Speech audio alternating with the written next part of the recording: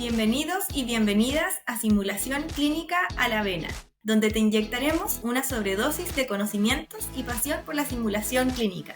Somos Caro y Chris, cofundadores de Plan 3D, donde creamos una nueva generación de simuladores clínicos, poniendo en tus manos anatomías de pacientes reales con texturas hiperrealistas. En este podcast te invitamos a conocer a los líderes de este fascinante mundo de la educación en salud. En este segundo capítulo conversaremos con Alfred Toledo. En Estados Unidos la simulación inició en Estados Unidos y luego que inició en Estados Unidos evolucionó en Estados Unidos. En cambio Latinoamérica se sumó después, cuando ya la evolución tenía un tiempo. Alfred Toledo es un gran profesional dominicano, doctor en teología, especialista en educación en salud y actualmente es tecnologista en simulación clínica en la Universidad de Miami. Comenzó su carrera como vendedor y consultor de simulaciones para América Latina. Ha diseñado y dirigido los principales centros de simulación en República Dominicana, incluyendo el Centro Cosmos de la UNPU y el Hospital de Simulación y Robótica de la UNIREMOS.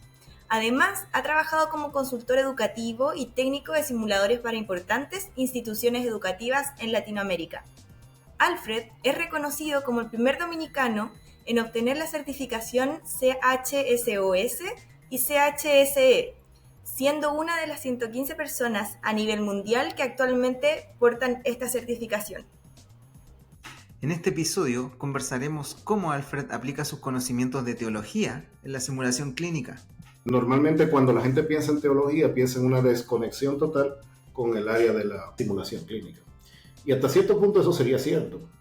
Además, nos explicará qué hace un tecnologista en simulación en salud. Un tecnologista en simulación es una persona que se encarga de toda la parte tecnológica. No solamente los equipos, el mantenimiento de los equipos, sino también darle asistencia al instructor. Alfred nos enseñará cuáles son las certificaciones internacionales en educación en salud.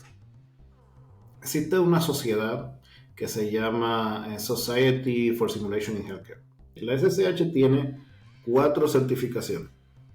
Esta conversación fue grabada en Miami, donde Alfred nos recibió y nos dio su visión acerca de la educación en salud desde el punto de vista de un tecnologista latino trabajando en Estados Unidos.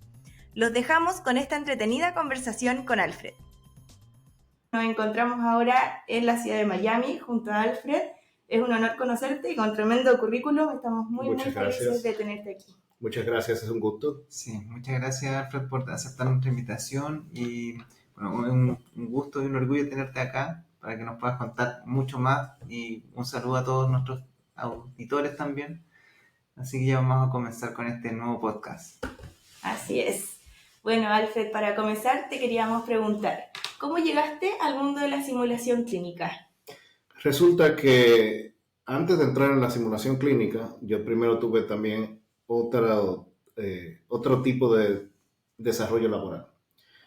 Primero yo fui técnico de computadoras, técnico de informática, trabajaba para una compañía de telecomunicaciones allá en República Dominicana, se llamaba Centennial, ya la compañía no existe, ahora se llama Viva, pero en ese tiempo estuve manejando eso y luego de eso pasé a trabajar en el área de educación superior como profesor de inglés para las personas que estudian medicina. Entonces, en ese momento se dio un conflicto en la universidad y el gobierno le estuvo exigiendo, eso fue en la Universidad de UNIREMOS, el gobierno le estuvo exigiendo que tenía que actualizar el sistema educativo y ellos decidieron hacerlo por todo lo alto. Entonces, en ese momento decidieron contratar a la empresa SINMED para que fuera a República Dominicana y llevara simuladores de la marca METI. En ese tiempo se llamaba METI, ahora se llama CAE. ¿De qué tipo? CAE le decimos nosotros. ¿Y de qué año estamos hablando? Esto lo estamos hablando en el 2010. 2010, wow, hace ya un tiempo. Hace ya unos añitos, ¿verdad? Eso. Yo lo recuerdo como que fue hace unos días. O sea, así pasan las cosas. Luego, cuando vieron que ya yo trabajaba con computación, trabajaba con electrónica, entonces me ofrecieron el trabajo y empecé mi carrera en el área de simulación. Y gracias a ello comencé a tomar una serie de entrenamientos que me han sido de mucha ayuda hasta los días de hoy. Genial. Y bueno, tú también nos habías comentado que tú estudiaste teología. Así es. ¿Cómo es eso? Cuéntanos. Y si tiene esto también alguna aplicación en lo que tú haces actualmente, desde el humanismo, desde toda la reflexión que significa ser teólogo.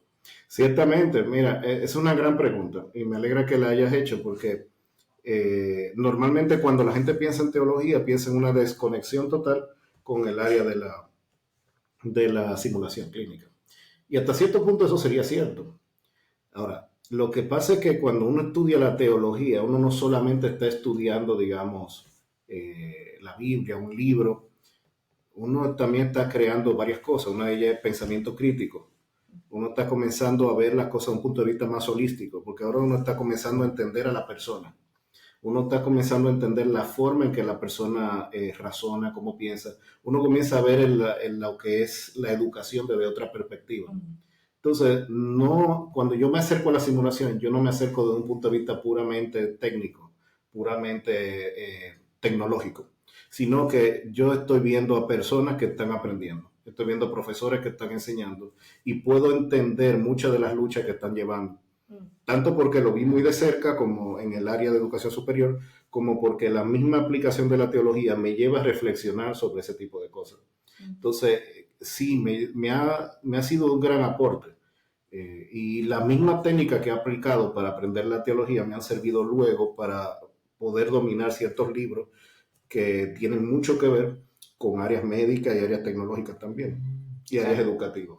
Como estos estudios de la literatura también te han servido como en analogía a los otros libros especializados que tienen que ver y que al final son como la base de la simulación. Así es. En el año, bueno, eso fue recientemente, en el 2020 fue concluir mi doctorado en teología. ¿Eres doctor en teología? Wow. Y ese lo hiciste en paralelo a tu trabajo en simulación. Así es. Buenísima. Uh-huh. Doctor. Sí, fue una experiencia que fue muy enriquecedora por un lado, pero fue bien difícil, no pienso repetirla. ¿Fue exigente? Sí, muy exigente. ¿Y la hiciste acá en Estados Unidos? Fue hecha en República Dominicana, pero era un programa que estaba haciendo una universidad de aquí de Florida. Perfecto.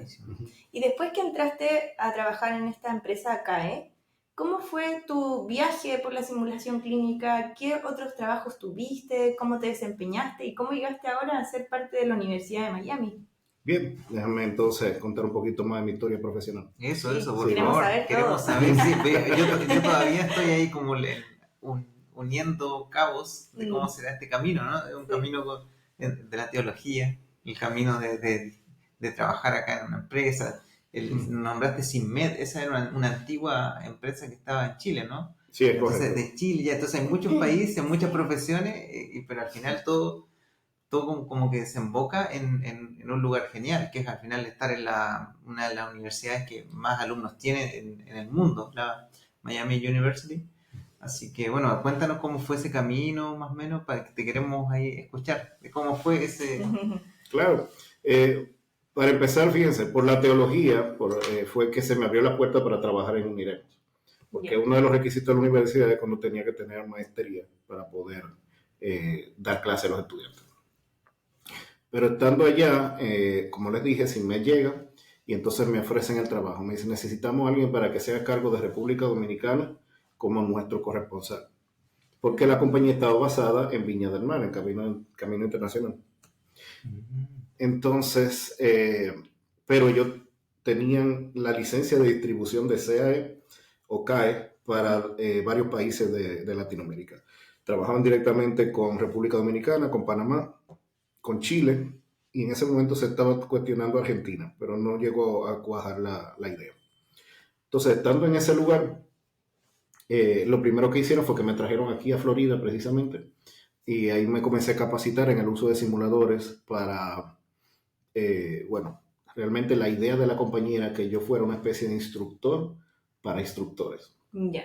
Entonces, METI son los fabricantes, por ejemplo, del METIMAN, por eso se llama METIMAN. Ya. Luego lo que ocurre es que más adelante CAE o CAE compra a METI. Y CAE compró varias compañías pequeñas, entre ellas tuvo Learning Space, había otra que no recuerdo su nombre, pero que manejaba los simuladores quirúrgicos. Y entonces ahí comenzó a formarse una división que se llamaba CAE Healthcare. Ya. CAE originalmente era de simulación de aviación. A eso es que se dedicaba. Siempre nos pasa eso, o sea, al final como que la simulación clínica tiene mucho que ver y hereda un poco todas estas industrias que ya vienen simulando hace mucho tiempo. Así es. Para asegurar. Hay una relación directa, muy comparable la simulación en aviación con la simulación en salud. Sí, ciertamente. Y tiene sentido. Miren, los pilotos, no sé el número de horas que tienen, pero tienen que cumplir un número de horas de vuelo en simulación todos los años. Y la idea es que es un ambiente controlado donde el piloto puede poner en práctica sus habilidades y entonces una persona puede luego hacerle una retroalimentación y una reflexión concerniente a su desempeño. Eso hacen con los pilotos. Luego, nosotros no querríamos lo mismo con el área médica. Ciertamente, porque son personas que están trabajando con nuestras vidas, están trabajando con nuestro cuerpo. Están trabajando con cosas que son muy importantes. Y de hecho, una buena práctica médica puede otorgarme más tiempo y mejor calidad de vida. Pero una mala práctica médica me la puede quitar. Exacto. Entonces, para mí es muy importante que la simulación sea el medio por el cual el profesor se forme. Yo confío en un profesor que ha puesto en práctica muchas veces algo y luego lo ha desarrollado. Me acuerda, por ejemplo, una frase de Bruce Lee, que él decía que él le tenía más miedo a una persona que practicaba un solo golpe 1000 veces que a uno que practicaba 1000 golpes una sola vez cada uno. Sí, o sea, la frecuencia es mayor. Claro que sí, y la práctica hace el maestro. Exacto. Entonces, pero no podemos practicar con seres vivos, no podemos practicar con seres humanos, pero podemos practicar con simuladores. Exacto. Entonces tiene un valor importante para mí como paciente. Y tiene un valor importante para los médicos porque entonces pueden destacar en sus áreas. Y tiene un valor importante para los hospitales porque entonces los hospitales pueden adquirir un mayor prestigio. Sí, de hecho, bueno, el otro día te visitamos en la Universidad de Miami y tú nos contabas que el hospital donde está posicionado tu centro exige a los profesionales tener horas de simulación. ¿Estoy en lo correcto? Sí, eso es correcto. Los parámetros bajo los cuales se hacen dependen del área donde se trabaja, depende de incluso de la profesión. Hay enfermeros, hay personas que están en especialistas, otros que están en residencia, pero médicos graduados todavía practican en simulación. Y eso es importante para el hospital. El hospital se libra de muchísimas cosas, por ejemplo, de demandas. Entonces, hay un retorno económico desde ese punto de vista, pero hay otro retorno en cuanto a lo que es el prestigio del hospital. Ajá. Se vuelve un hospital confiable porque tiene médicos confiables, ¿verdad? Exacto. También ahí tú nos comentabas que hay un costo económico directo. Claro, por ejemplo, tú nos decías que todas las aseguradoras, había como un tema junto con las aseguradoras, en las cuales ellos están con menos demandas, algo así relacionado. Claro, los hospitales entiendo que se exponen a demandas si es que, por ejemplo, se genera algún error médico, ¿no? Sí, ciertamente. Y el hospital está consciente de eso y por eso también, aparte de obviamente mejorar la salud de las personas, como dices tú, evitar esa pérdida económica y el prestigio que significa, ¿no? Por supuesto. Eso es valioso para cualquiera. Es decir, hoy en día el prestigio es valioso. Si uno entra en internet, por ejemplo, uno encuentra que hay páginas que se dedican a ponerle estrellita a un profesional. Sí. En Chile yo que voy al médico, entro a revisar cuáles son las opiniones de los otros usuarios. Y es así. Hoy en día la comunicación ha facilitado que ahora el médico dependa de la opinión de los pacientes para entonces tener un posicionamiento, digamos, en el mercado de la medicina. Entonces, definitivamente, mientras mejor se desempeñe en todos los sentidos, pues entonces el médico tendría más estrellitas y por lo tanto tendría más gente que querría atenderse con él. Exacto. Oye, Alfred, y bueno, volviendo a esta línea cronológica de tu historia, ¿cómo es que surgió la oportunidad de venirte a Miami? Ok, primero, antes de llegar ahí, vamos a dar, porque se dieron una serie de cosas luego. Me imagino. Sí, como les dije, primero, en CIMED a mí me contrataron para ser una especie de instructor de instructores médicos, de profesores médicos. Y entonces les dije, bueno, ustedes deberían entrenarme en el área técnica también, Ujú. porque a ustedes les sale más costoso mandar a buscar a un técnico de CAE, de Florida, pagarle el hospedaje para que atienda a República Dominicana, mientras que ya yo estoy aquí. O sea, Exacto. lo único que tienen que hacer es entrenarme a mí. Ujú. Bueno, les pareció razonable y así terminé también estudiando reparación de simuladores de alta fidelidad en Sao Paulo, Brasil. Ah, buenísimo. Estuviste allá. Sao Paulo. Entonces, después que se dio eso, resulta que por diferentes razones de mercado, la compañía CIMED cierra en el 2016. Ujú. Compañía chilena. Cabe Ujú. destacar. Por cierto, sí. Claro. En Viña del Mar. Bueno, nosotros somos de Viña del Mar. Así es. ¿Así? Hay Sí, una gran Plan coincidencia. 3D también. 2016 cierra. ¿Sí? Cierra. Y 2017 abre Plan 3D en Villa Oye, del Mar. un año después de ser la una, abre la otra, vaya. Sí, sí. Teníamos que cubrir ahí. Quedó el vacío. Había que, sí, Puede había que ser. llenar. Sí. Bueno, el hecho es que cuando cierra, entonces yo me quedo con una situación un poco compleja, porque yo digo, bueno, ya yo he hecho toda una carrera durante estos 6 años, porque entré en la simulación en octubre de 2010. Entonces digo, y ahora yo no quiero dejar mi carrera de simulación. Entonces, lo que hago es que comienzo a regar mi resumen, mi currículum a distintas universidades, porque era lo que veía más factible. Y casualmente, en la Universidad UMPU, había el decano de medicina, el doctor Asili Saiter, que tenía la idea de crear un centro de simulación. Y me dice, mira, ¿y tú trabajas en eso? Sí, mira, pues vamos a trabajar juntos. Y me contratan, primero como consultor, y ahí trabajamos en el diseño del Centro Cosmos. De hecho, el nombre Cosmos fue también algo que él me dijo, búscale un nombre. Y el nombre se me ocurrió Cosmos, que significa Centro de Operaciones en Simulación Médica Objetivamente Sistematizada, Cosmos. Bueno, y además el nombre en sí tiene también una alusión al universo también, o sea, Sí. también me imagino que tiene que ver con esa visión quizás más desde la teología, ¿no?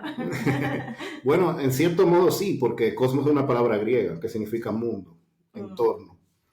Entonces, en ese momento estaba tratando de buscar una palabra que tanto el acrónimo como la palabra, la frase expandida tuviera un valor y encontré que cosmos quedaba muy bien. Y entonces ahí lo terminamos haciendo y se inauguró, por ahí andan los videos en internet de que fue el presidente de la República en ese momento y todo, fue bien bonito. ¿Fue uno de los primeros centros en República Dominicana? No el primero, pero fue el más avanzado por bastante tiempo. Yeah. Y además uno de los más grandes. O sea, estuviste en un momento clave dentro de la historia de la simulación clínica. Ya. Definitivamente. Yo creo que a mí Dios me ha ayudado porque siempre termino cayendo en el lugar preciso, de una manera u otra. Pues en ese lugar pues se dio el asunto de que dicen que la oportunidad es cuando se unen el momento con el conocimiento. Entonces yo llegué con un conocimiento y ellos también en un momento en que estaban tratando de crear un centro de simulación y terminamos trabajando en eso. Bueno, el hecho es que el Cosmos se convirtió en referencia nacional y después entonces me buscaron como consultor para el centro de OIMED, después me buscaron para Uniremos, decide ya no hace tanto, fue como en el 2017 o 18, crear el centro de simulación y robótica José Rodríguez Soldevila. Buenísimo. Entonces ahí me busca y me dicen, mira, tú puedes hacer lo mismo que hiciste allá aquí. Y yo, sí, no hay problema. Entonces trabajamos ahí y entonces ellos crearon un centro que era más pequeño en dimensiones, pero más alto en tecnología. Y lo último que ocurrió fue con la UAST, que la UAST es la Universidad Autónoma de Santo Domingo, es la Universidad del Estado. Ellos crearon un centro y estuve entre los consultores para la creación de ese centro, que ahora mismo actualmente es el más grande de República Dominicana. O sea, fuiste parte de la fundación de varios centros. De varios centros de simulación. Pero solamente fui diseñador de 2, que fueron el de Cosmos y a la vez los clientes que había perdido SINMED, porque había desaparecido, entonces comenzaron a llamarme. Se da en Panamá una situación interesante porque el panameño es una persona que es muy fiel a la gente que le da buen servicio. Entonces, ellos llamaban a CINMED y CINMED decía, es que ya no estamos trabajando. Entonces me comenzaron a llamar a mí y yo le dije, bueno, si puedo ayudarle, ustedes me llevan y yo lo hago.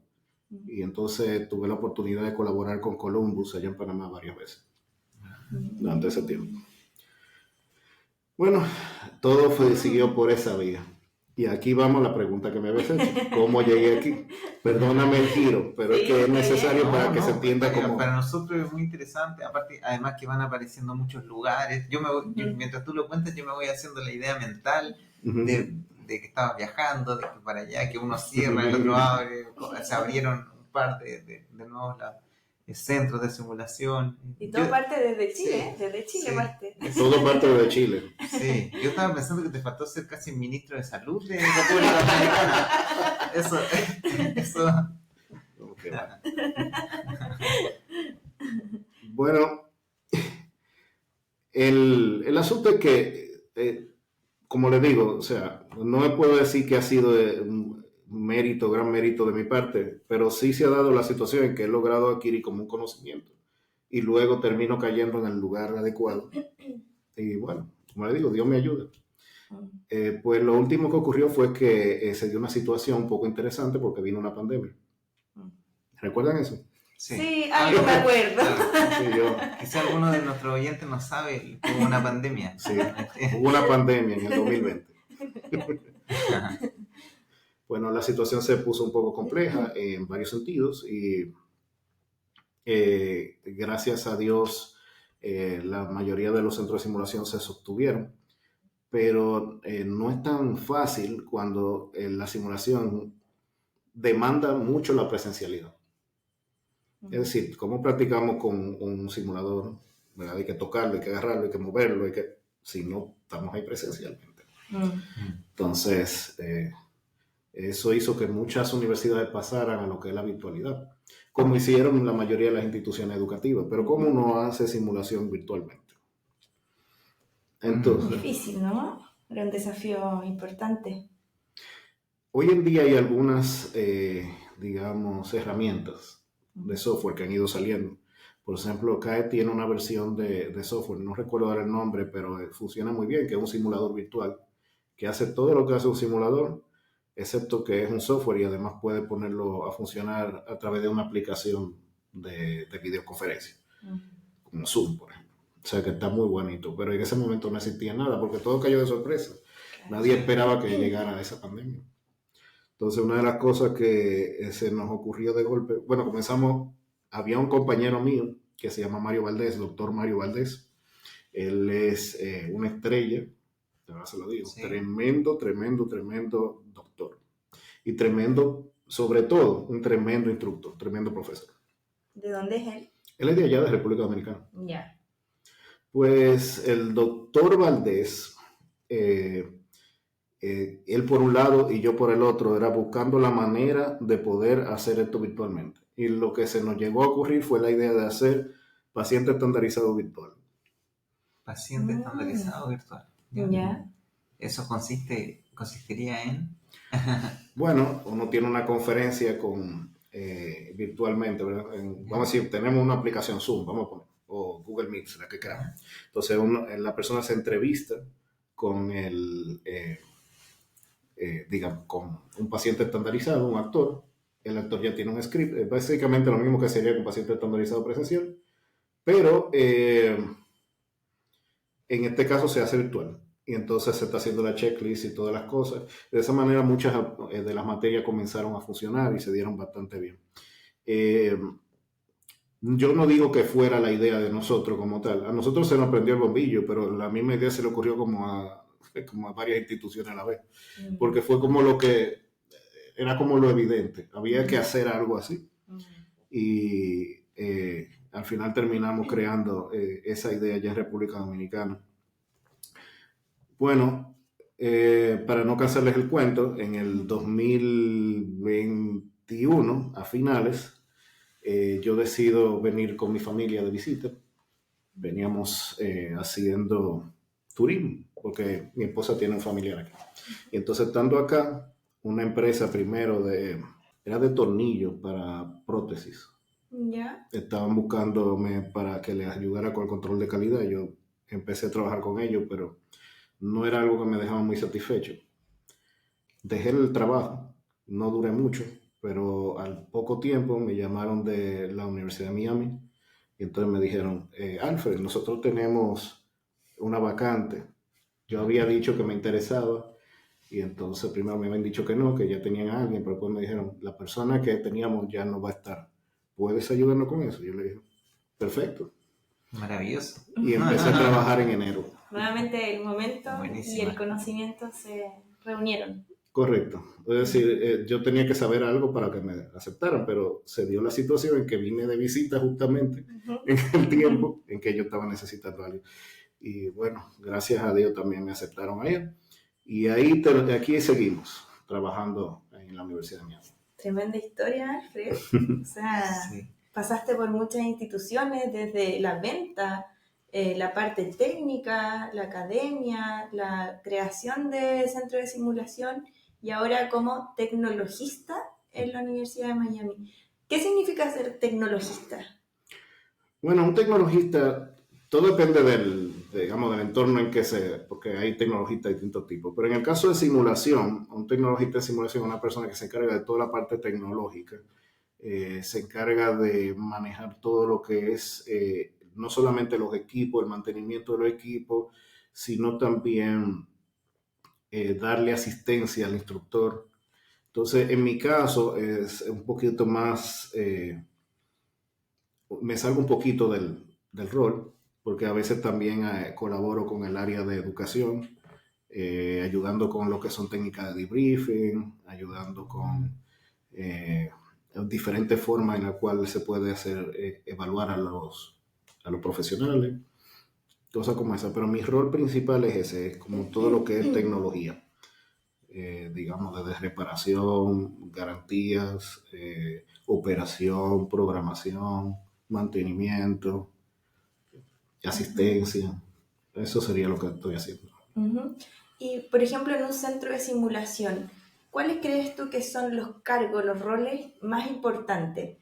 Porque tu rol en el mundo, ¿no es cierto?, de la tecnología, también existe el técnico en simulación, los instructores. ¿Cómo es este mapa como para la gente que nos está escuchando y que a lo mejor no todos ellos saben cómo es este mapa y hay algunos que están recién aprendiendo sobre simulación? Entonces, ¿nos podrías contar cómo es ese panorama dentro de un centro?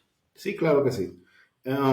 Bueno, mira, la simulación a grandes rasgos está dividida en dos áreas. Una es educación y la otra es operaciones. Yeah. Eso es lo que, cómo se divide. Entonces, el área de educación son personas que, bueno, para empezar son médicos o enfermeros. Tienen que ser personas que dominan la materia porque son profesionales de la salud y van a entrenar a profesionales de la salud. Uh-huh. O sea, pero no basta con ser un profesional de la salud. No basta con ser un médico, no basta con ser una enfermera. Tienen que saber también lo que es la parte educativa, porque la educación con simulación es un paradigma diferente de lo que es la educación sin simulación. Uh-huh. El paradigma a veces hasta se invierte, es distinto. Por ejemplo, en una clase convencional, la que veríamos en un colegio o en una universidad, el centro es el profesor. Uh-huh. El profesor está frente a los estudiantes y él está transmitiendo un conocimiento. Ese conocimiento se transmite usualmente de forma oral, uh-huh, pero luego le ponen una serie de ejercicios para que ellos practiquen, luego evalúa el aprendizaje. Eso es lo que se hace generalmente. Sin embargo, en simulación, el centro es el estudiante. Uh-huh. El profesor ahora está fuera del ejercicio. Uh-huh. El profesor está como observador del ejercicio de forma inicial. El estudiante está practicando un ejercicio que fue planificado, claro, por el instructor o por algún instructor, pero el profesor no está directamente interactuando con el estudiante. Esa es la primera fase. Luego, la fase del debriefing no es una retroalimentación como mucha gente cree. Uh-huh. Existe algo que se llama el ciclo de Kolb. Dice que tú tienes que practicar algo y luego reflexionar sobre lo que practicaste. Con eso tú te formas una serie de teorías o de ideas y luego la puedes llevar a la práctica otra vez. Entonces, lo que se trata es de que el ciclo de Kolb se complete. Entonces, lo que se trata luego de que el estudiante ha puesto en práctica eso, se lleva a un espacio donde se le ayuda a reflexionar. Entonces, por eso el profesor no empieza de golpe dándole una retroalimentación. Esto está bien, esto no lo hiciste bien, mejora esto. No, no es eso lo que hace, sino que él comienza a hacerle preguntas. Porque a medida que ellos están buscando la respuesta a esa pregunta, lo que están es razonando dentro de su mente lo que ocurrió. Por ejemplo, no es tanto ¿por qué pusiste ese vaso ahí? Sino más bien, no es pusiste este vaso ahí, sino más bien, ¿por qué lo pusiste ahí? ¿Cuál fue tu razonamiento detrás de colocarlo? ¿Cómo estabas de tu parte afectiva, es decir, emocional? O sea, ¿estabas nervioso? ¿Estabas asustado? ¿Qué es lo que estaba ocurriendo? A veces es falta de conocimiento, es una de las cosas que puede ocurrir, pero a veces no es falta de conocimiento. A veces incluso por ver lo que otro hace, los demás comienzan a imitarlo. Y dicen, yo sabía que no era así, pero como vi que todos hacían lo otro. Pasan cosas como esas, y son cosas que uno puede ir corrigiendo. A veces la persona, a través de la presión, se bloquea. Y entonces no logra razonar, no logra recordar. Entonces uno ayuda a trabajar. A veces lo que ocurre es que no pueden trabajar en equipo. Hay uno que quiere tener un rol protagónico y no deja que nadie haga nada. Entonces uno lo ayuda también a que eso no pase así. A veces hay otro que se pone tímido, entonces no quiere moverse. Uno lo ayuda a que salga de eso. Entonces esa es la idea de la simulación. Es decir, la educación convencional tiene un valor porque tú estás agregando una información teórica y a veces práctica. Pero la consimulación te permite no solamente evaluar lo que la persona sabe, sino también lo que la persona es. Que eso es interesante. Es decir, sus habilidades, las habilidades que no técnicas, como manejo de presión, trabajo en equipo, comunicación, razonamiento, decisión rápida, cosas como esas. No es lo mismo, por ejemplo, leer un libro sobre cómo dar un RCP apropiado que aplicar el RCP bajo presión. Claro. No es lo mismo. Con el entorno completo, con el entorno completo de la presión, eso es importante. Por supuesto. Con actores en algunos casos, con distintas herramientas que nos puedan contextualizar todo el escenario de simulación. Exacto, y que vamos a ser honestos, la práctica de la medicina no es en los libros. La práctica de la medicina es bajo presión muchas veces. O sea, tiene que tomar una decisión, esa decisión la tiene que tomar rápida y tiene que ser buena decisión. Claro. No puedes equivocarte.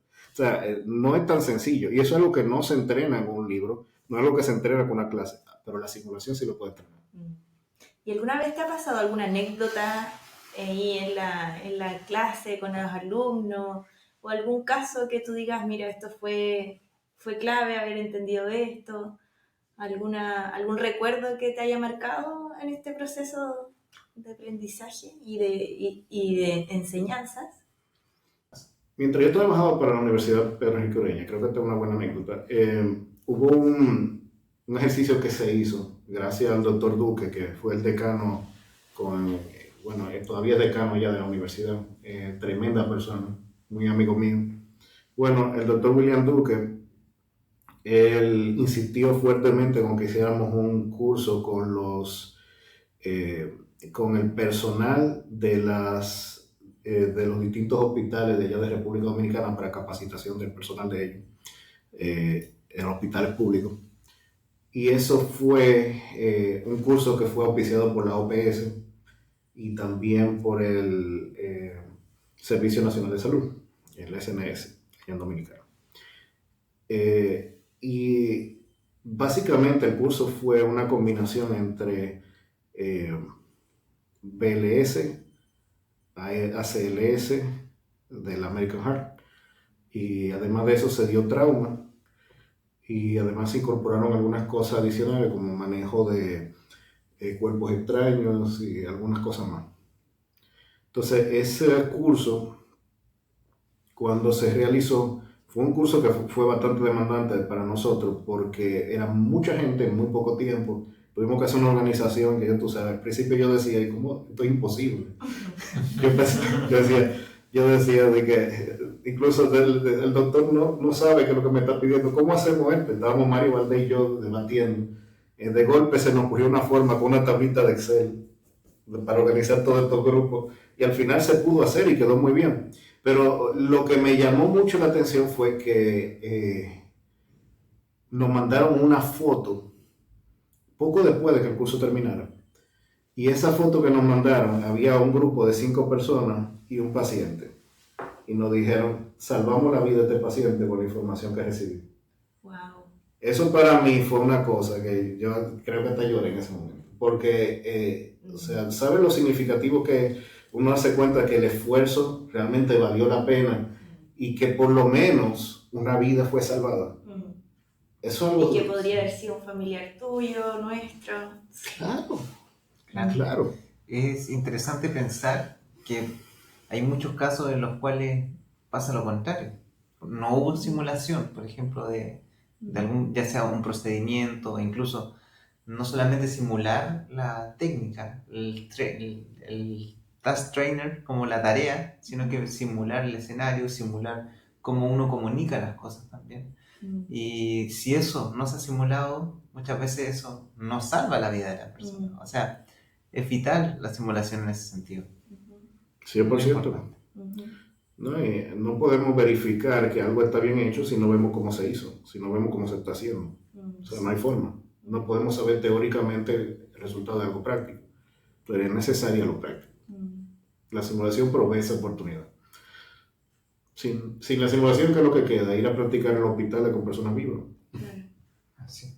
Y ese Así impacto que tú viste en ese ejemplo, quizás cuánto mayor será, porque quizás cuántos alumnos tú has formado y que a lo mejor nunca te mandaron esa imagen, pero que sí pudieron salvar vidas o mejorarle la calidad de vida a la gente o sanar una enfermedad. O sea, el impacto que esto tiene es tremendo. Sí, lo que tú dices es muy cierto. Las personas, o sea, para uno da mucha satisfacción pensar en lo que uno trabaja. Es decir, saber que uno está colaborando para que el personal médico mejore y por lo tanto mejore la probabilidad de supervivencia de la persona. Eso es realmente algo que da mucha satisfacción. Claro. Ahora, voy a hacerte un comentario respecto a eso. Recuerda que la única área de simulación que yo no he llegado a trabajar nunca es en la parte de enseñanza. Porque no puedo. Es decir, yo tendría que ser médico, tendría que ser de... Así que más bien, yo soy una especie de colaborador. Yo trato de facilitar que el ambiente se dé o de ayudar al profesor a darle un mejor uso del conocimiento que tiene. Pero el conocimiento definitivamente sale del médico y se transfiere al médico. Pero indirectamente tú eres parte de ese conocimiento, entiendo yo, porque tú vas colaborando con el instructor o instructora, ¿no? Sí, sí, claro. Un colaborador, ciertamente. Exacto. Alfred, tú comentabas que eres uno de los pocos latinos que tienen la doble certificación, ¿cierto? ¿Qué significa eso? ¿Qué es esto de las certificaciones? ¿Quiénes la imparten? O sea, porque muchas personas que nos pueden estar escuchando quizás quieren continuar este camino educativo. ¿Y como qué recomendaciones le darías tú sobre cómo formarse en este camino?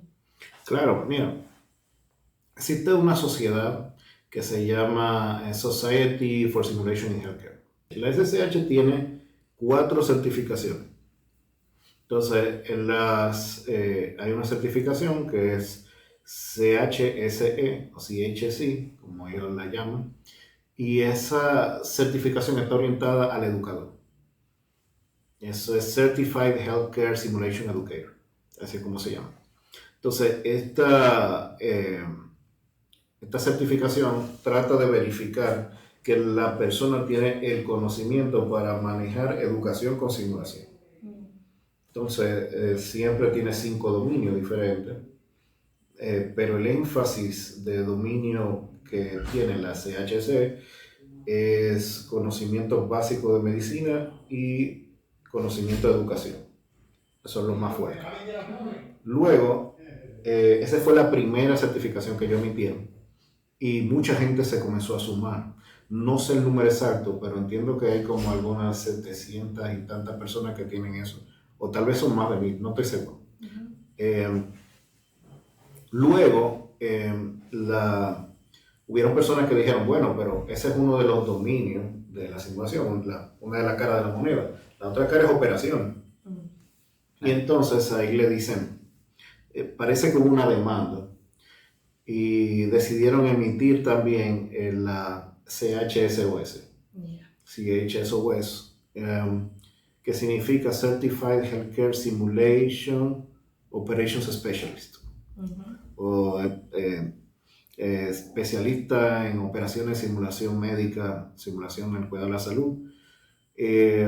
Entonces, esa certificación fue emitida y esas dos terminaron siendo dos ramificaciones, digamos, y las dos hacen lo mismo. La orientación es verificar el conocimiento en esa área de dominio.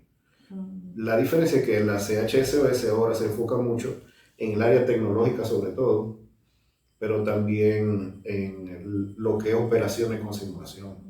Entonces, no es que no tenga también algunos conocimientos médicos, otras cosas, pero ese es como el enfoque principal, el dominio principal.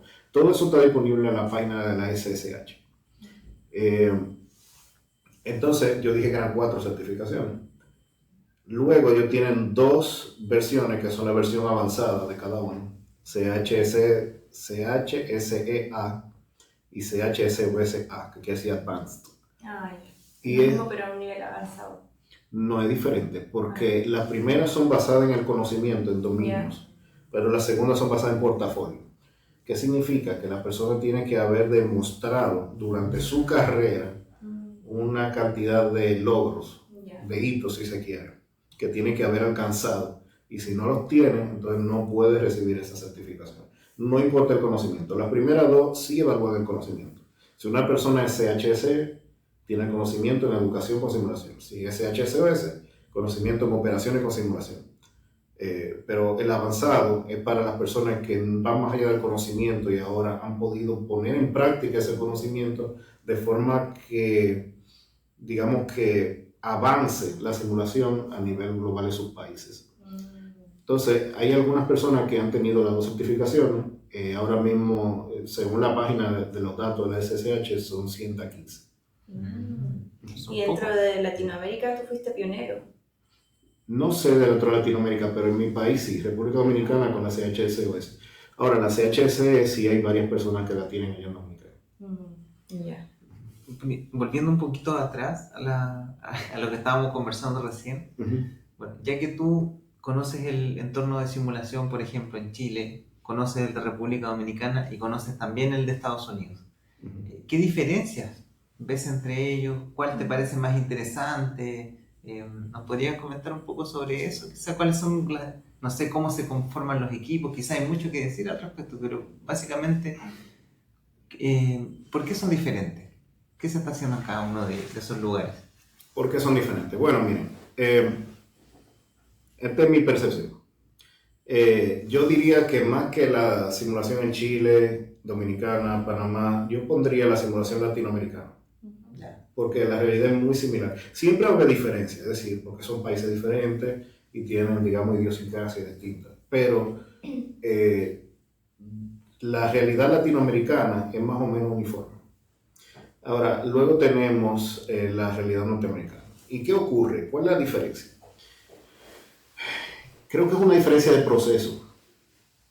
En Estados Unidos, la simulación inició en Estados Unidos. Y luego que inició en Estados Unidos, evolucionó en Estados Unidos. Es decir, ellos empezaron desde la nada hasta aparecer los primeros simuladores y comenzaron a poner en práctica el uso de esos simuladores. Y luego fueron avanzando según las necesidades norteamericanas. Bueno, no tiene que ser norteamericana, pero las necesidades de los médicos en Estados Unidos comenzaron a pedir y a demandar ciertas mejoras a esos simuladores y fueron poniéndolos en práctica. Ellos tropezaron, avanzaron, aprendieron, sacaron nuevas ideas y siguieron. En cambio, Latinoamérica se sumó después, cuando ya la evolución tenía un tiempo.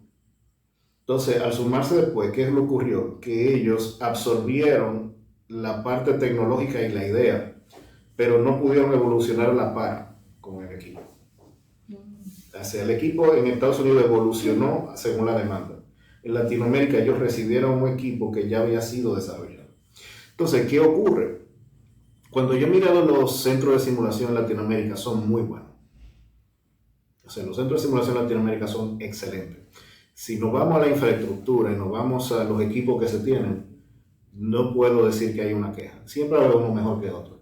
Pero hay muchos centros de simulación en Estados Unidos que no están a la par de muchos centros de simulación en Latinoamérica. Mira, uno pensaría que acá hay más recursos, hay más dinero para poder tener más infraestructura, pero no necesariamente. No necesariamente. Claro, hay centros muy buenos en Estados Unidos, no estoy diciendo que no, pero hay unos centros muy buenos en Latinoamérica. Hay centros muy buenos, centros enormes, centros muy con muchos equipos, con mucha tecnología. Así que el problema de Latinoamérica, en mi opinión, no es tanto un problema de infraestructura. Lo que yo noto que hay un problema en Latinoamérica es un problema de mentalidad con respecto a la simulación.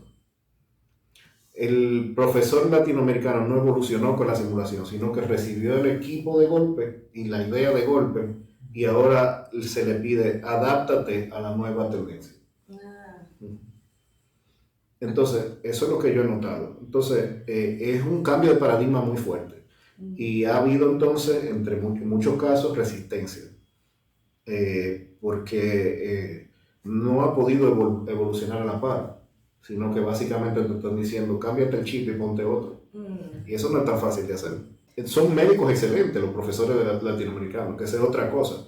En muchos casos no tienen nada que envidiarle a los profesores de Estados Unidos. Digamos, conocimiento como tal de la medicina o de la enfermería. No puedo decir eso. Hay muy buenos profesores que están a la par o muchas veces por encima de profesores en Estados Unidos en cuanto a conocimiento. Pero el conocimiento de cómo utilizar la simulación para la educación es algo que no se ha terminado de agarrar. Eso es lo que yo he notado. Entonces, ¿qué terminamos viendo en Latinoamérica? Muchos centros de simulación que terminan convirtiéndose en centros turísticos, donde la gente va a ver la tecnología, deslumbrarse con lo bonito que es o con lo que es capaz de hacer, pero no se aplican tanto a lo que es como deberían, por lo menos, a la enseñanza. No estoy diciendo que es el caso de todos los centros de simulación, pero he visto eso muy frecuentemente. Tenemos tremendos equipos y no sabemos qué hacer con ellos. He visto también el caso, y lo he visto un poco en Estados Unidos a veces, pero lo he visto mucho en Latinoamérica en general, cuando las personas dicen, quiero hacer un centro de simulación. Entonces mi pregunta inmediata es, ok, podemos hacerlo. ¿Para qué lo quieres? ¿Qué quieres enseñar con él? Porque en virtud de lo que tú quieres enseñar, te puedo recomendar qué vas a necesitar. Como por ejemplo, ¿para qué sirve una pizarra? Una pizarra sirve para escribir en ella. Lo que tú vas a hacer, ¿necesitas una pizarra? Pues entonces compramos la pizarra. ¿No lo necesitas? No la compres. Claro. Pero cuando uno hace esa pregunta, entonces quedan en el aire y no saben qué responder. Claro, como que adoptan una tendencia que viene de afuera, que se dice que es buena, pero aún no existe ese entendimiento, quizá como los conceptos detrás de esa tecnología o de esa tendencia. Exactamente. Y, o sea, tú lo que estás comprando es una herramienta. Básicamente lo que he notado es que dicen, vamos a hacer un centro de simulación y vamos a comprar muchos simuladores que hagan esto, que hagan aquello, que hagan lo otro, y después averiguamos qué hacemos con ellos. Entonces, no funciona así. Lo que tú tienes que tener claro es qué quieres hacer con él. Y después que tú sabes qué quieres hacer con él, entonces tú decides qué compra o qué no compra. Porque si no, lo que estás haciendo es cogiendo tu presupuesto y gastándolo en cosas que después no sabes si las vas a usar.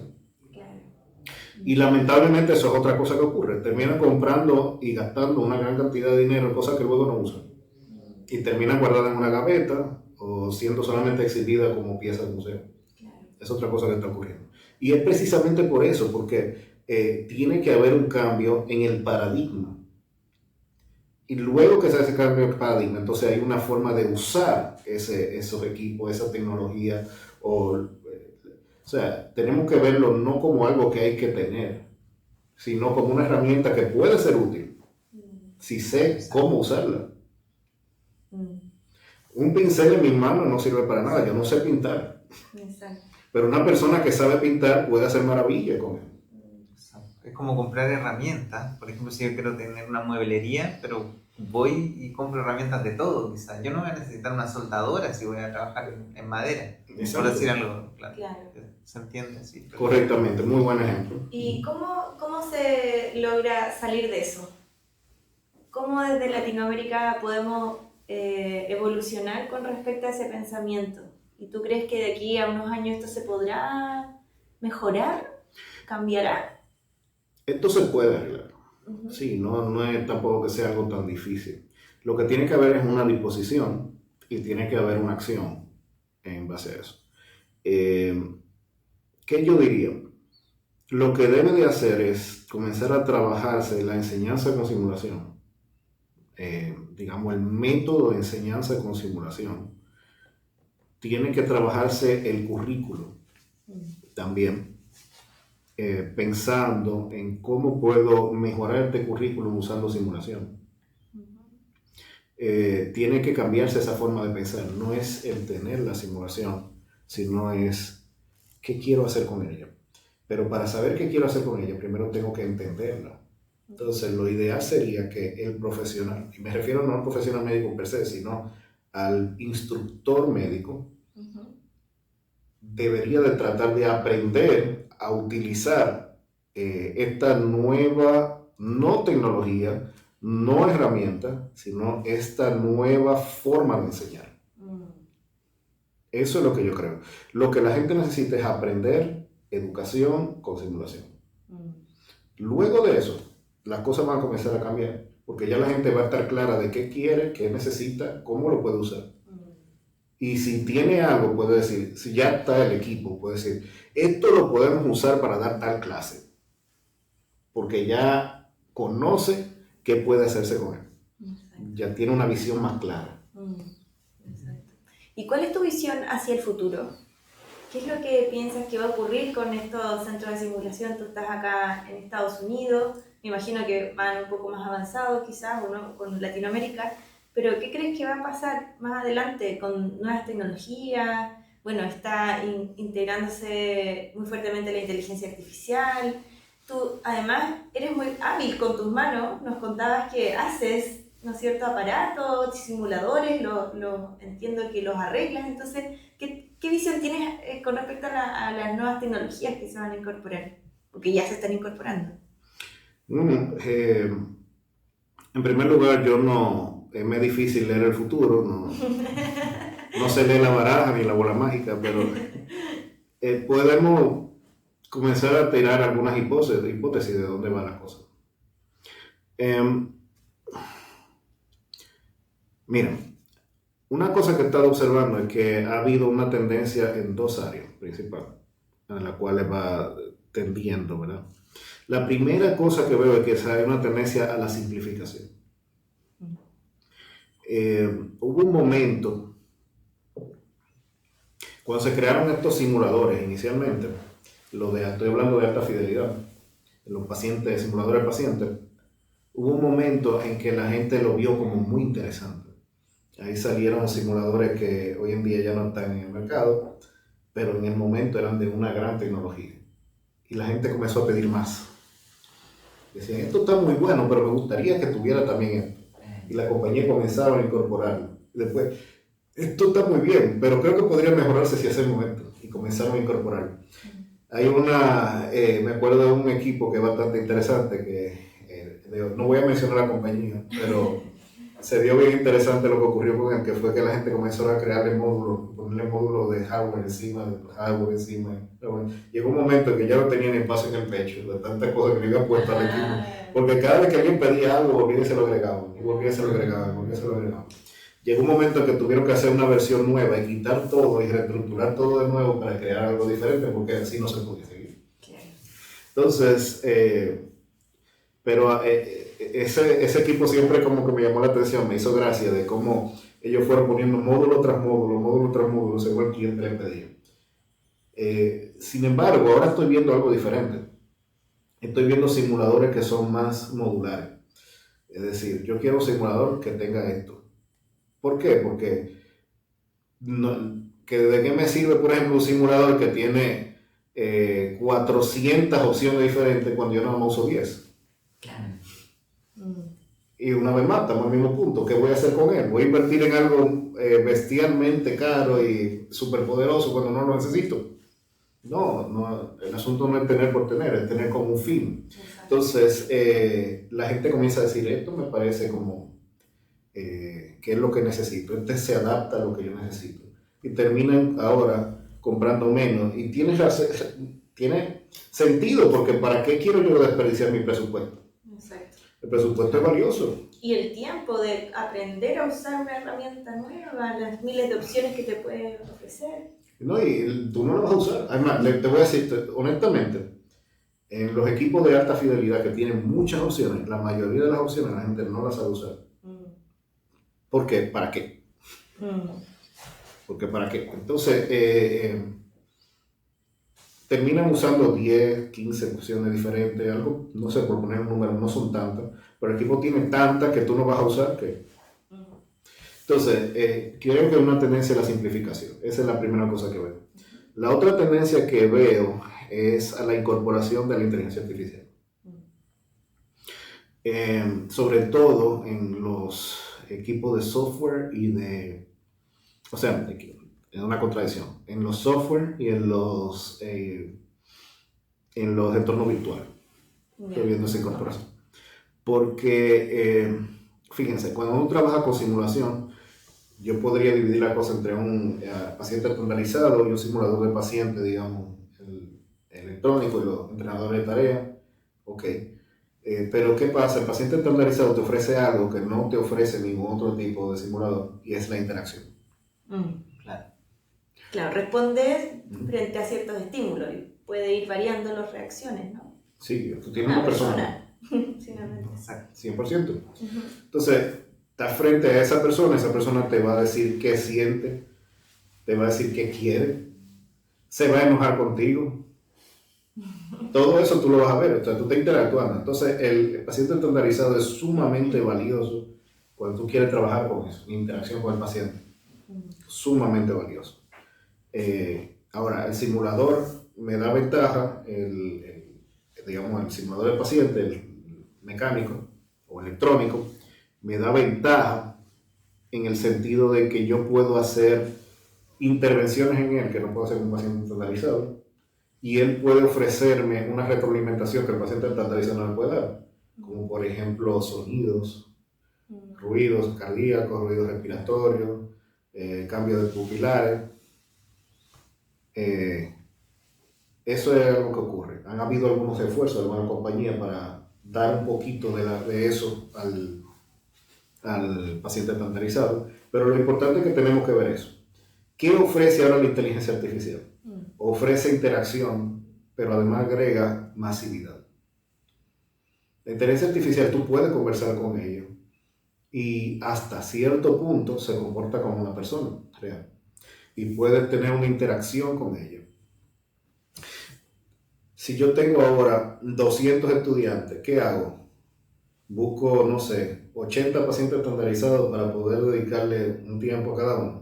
Imagínense lo que yo tendría que pagarle a todos esos pacientes estandarizados. Los actores que finalmente son los que personifican. Correcto. Entonces, ¿qué hago? Bueno, un software de inteligencia artificial tiene la ventaja de que yo puedo poner en práctica cierta interacción.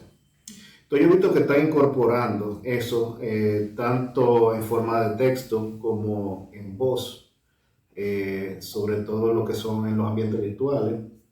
Lo he visto en software, digamos, online. Buenísima. ¿No? Qué interesante cómo vamos pasando desde la historia, pasamos luego por el trabajo específico de cómo funcionan los laboratorios de simulación y finalmente también damos una mirada hacia el futuro. Yo creo que es súper interesante todo este mundo de la simulación.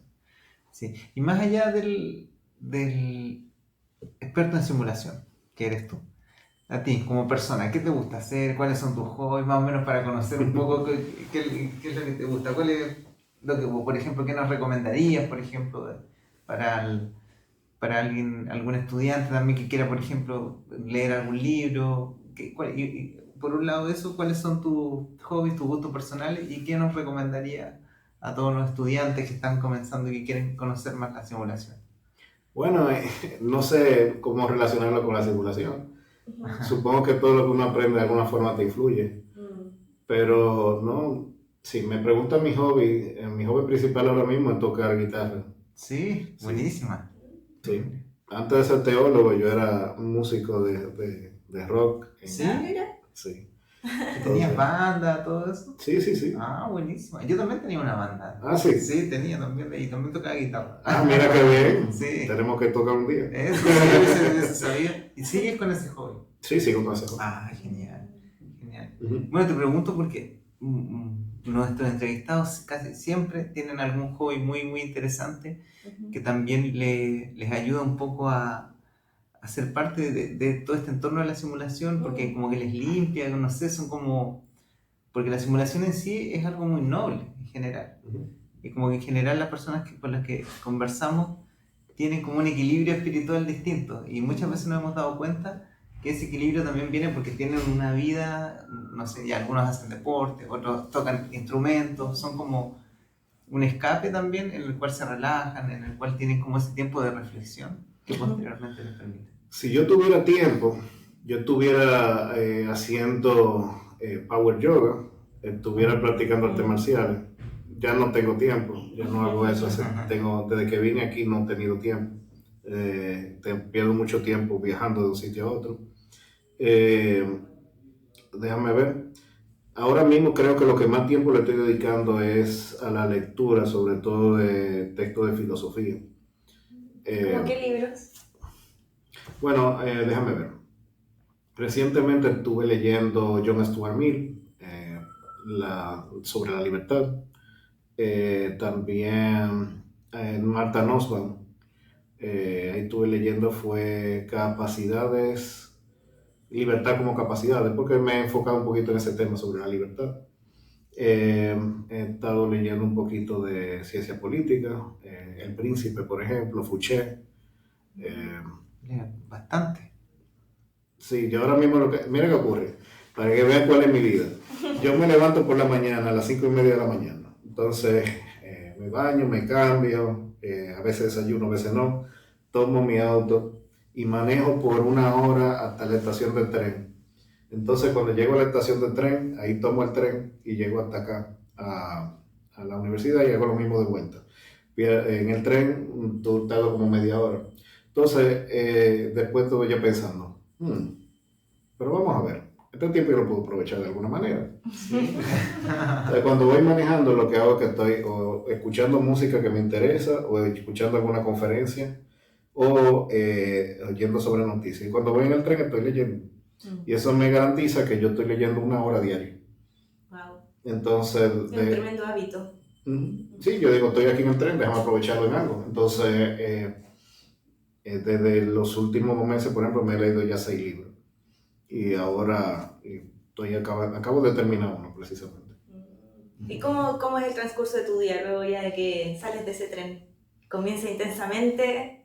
No, depende. Hay días que son más fuertes, otros que no. Por lo general, no es tan pesado. Por lo general, yo llego a mi trabajo, tenemos una máquina de café. Muy bien. No, yo el otro día fuimos ahí a la Miami University y estaba lleno de cafés muy fancy. Ahí estaban de todos los estilos de café, Sí. así que muy bien. Tenemos como 6 tipos de café diferentes. Bueno, me tomo no es una taza, es un vaso de café que me bebo. Entonces, después de eso, nada, el día a veces empieza de inmediato, a veces un poco después, porque según el horario, ¿verdad?, que se van dando las simulaciones. Mis compañeros también trabajan en distintas áreas, así que no es que tengo que bregar con todo, sino lo que me toque ese día. Entonces, bueno, dependiendo del día, hay días que son más fuertes que otros. Por lo general, yo diría que un poco relajado.